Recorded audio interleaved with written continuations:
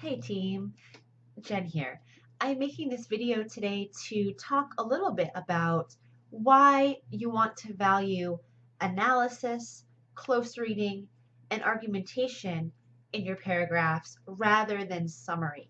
I notice that a lot of student essays really tend to champion summarizing the text. So I want to make this video to talk about why summary should not be a central component of a paragraph in the academic essay genre. Before you watch this video, though, it will be helpful for you to first watch my other overview videos that take you through some of the basics of what an academic essay is. I have a video called What is an Academic Essay? And this gives you a general sense of who your discourse community is. So who are your readers expected to be when you're asked to write an academic essay? That will give you a better sense of why summary is not generally a strong rhetorical approach to writing in this genre.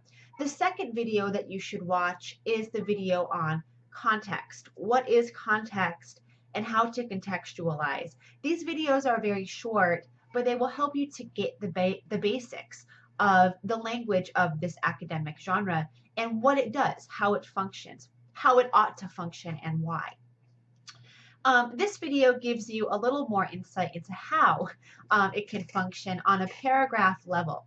So after you've watched these videos, you understand that the academic genre has a very particular audience in mind, and it functions in a very particular way. Summary is used to give an overview of a text so that your readers understand the plot, what the text is about. Now, after you've watched my video on what is the academic genre, you've come to understand that academics are your audience for this paper. So you have to assume that the people reading this essay are already very familiar with the text that you're working with. In fact, they've probably already published books on it. In fact, they teach classes on it, they're reading it right now as students at college or at university. So the amount of summary that you have to do is barely any. This is not a book report to show your readers that you have read and understood the text. That is not the function here. Instead, the function of this essay is for you to show that you have grappled with the text, that you have found complications in the text, and that your understanding the text is reaching a heightened level of reaching beyond or extending further than simply understanding what the text is about. Okay, so why shouldn't your paragraphs be mostly summary? What should they do instead? Well, in this genre, paragraphs should be almost entirely comprised of analysis, close reading, and argumentation. Summary comes in as part of the logos factor. In other words, it comes in as supporting evidence to back up the observations and the claims that you make already in your paragraphs. So for example, you'll want to summarize when you are using a key moment of the text, and you want to put stress on that moment for readers to go back and really scrutinize it. It can be really helpful to give a 1 or 2 sentence summary that can help to remind your readers about this key passage. But oftentimes, summary can take the form of just using evidence from the text through quotation or paraphrase. Generally, a good summary is going to not be any longer than a sentence or maybe 2 at the very most. There's really no reason to summarize a text more than that most of the time. Sometimes, there are always exceptions to the rule. For example, if you're really scrutinizing a passage and you are really pushing for a kind of rereading of that or a reconsideration of this moment in the text, it could be very fruitful for you to spend a lot of time on summarizing and getting dirty in that passage because it's so important to how your line of inquiry is developed. But I think that for most of the time, excessive summary doesn't function in this genre in any way. So what should your paragraphs do instead? I want to see your paragraphs really showing a high level of analysis. So let's talk a little bit about this marker of a good paragraph. What is analysis? How do you analyze a text as part of your line of inquiry in an academic essay? Well, to analyze something means that you're taking something rather large and complex, and you are breaking it up into smaller pieces that can be better understood and applied. So to analyze something is not necessarily to look at the whole cookie, but it's rather to pull out a few crumbs of that cookie by breaking it down and holding a microscope up to a couple crumbs that you're going to scrutinize, that you're going to complicate, and that you're going to unpack. And you're going to show something special about these crumbs. And analysis is very closely related to context. So if you've watched my overview video on context, you can see the similarities between the two. Analysis is absolutely part of the process of contextualizing. So you take something large, like the Knight's Tale or the Sakuntala or Wide Sargasso Sea. You take something large and you break it down into something much smaller. When you analyze something, you want to shine the light on a particular aspect of a larger something in order to specialize in that, in order to make observations that are very specific and they're very contained. This gives you the chance to really start to unpack an idea that you have. Unpacking an idea, analyzing this idea, unpacking it, is the central function of a paragraph. Okay, so in your paragraph, you're going to take the time to unravel something that might seem complicated. So you take your time in your paragraph to analyze this.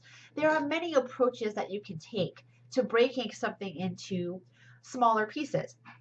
But you absolutely, want to make sure that you are problematizing at some point along your line of inquiry. So to problematize something, you want to say that through your process of analysis, you have found something that has tension, something that doesn't seem quite right, something that makes you scratch your head and say, I don't know what to make of that, or I'm not sure how to take this, or we can take this in several ways. So you are analyzing it with the objective of making arguments from it, okay, finding issues in this kind of process of breaking larger concepts down.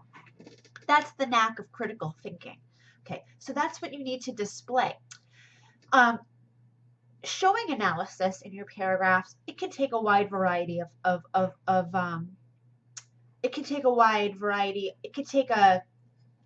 I'm coming up blank here. It can take a variety of outcomes. It can appear in a number of ways in your paper. It can appear through ethos, logos, pathos. Hopefully you have read my quick overview on the 3 appeals, or rhetoric, in the course resources tab. If you haven't, go ahead and do that. But there are lots of different ways that you can show analysis. Close reading is closely related to analysis. Let me talk a little bit about close reading too, because it is another key component of developing paragraphs without having summary as the central component. Okay, so when you close read a text, you are getting intimate with that text. Now, getting intimate with text means something different for all of us, as it ought to.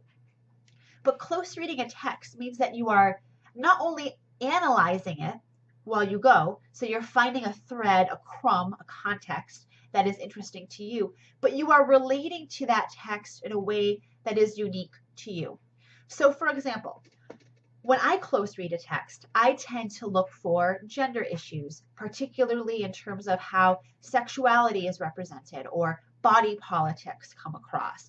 I tend to always have my eye on issues like racial dynamics. These are things that just pop out to me because that's just how I read text. That's what I really care about, about literature. So as I close read, I have my eye kind of focused on those kind of issues. Some of us have a keen kind of awareness of other things like formalistic issues, perhaps the use of setting in a novel, or how people interact with each other, or the psychological ongoings of characters. The list can go on and on forever and ever.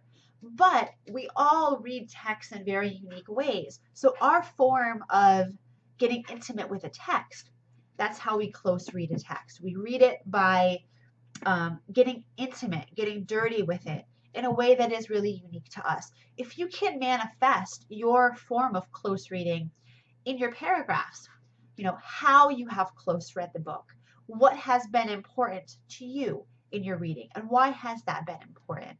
That is going to show me that you have closely read the text, that you're reading it more deeply than just for plot. You're looking for something particular. You're seeing something that might not be apparent to the rest of us. That's wonderful. Try to manifest that in every paragraph that you write. The third component that I want to see you highlighting in every paragraph is argumentation. Now, I already made an overview video on how to make an argument, and I also have written a short document for you in the course resources folder about how to argue.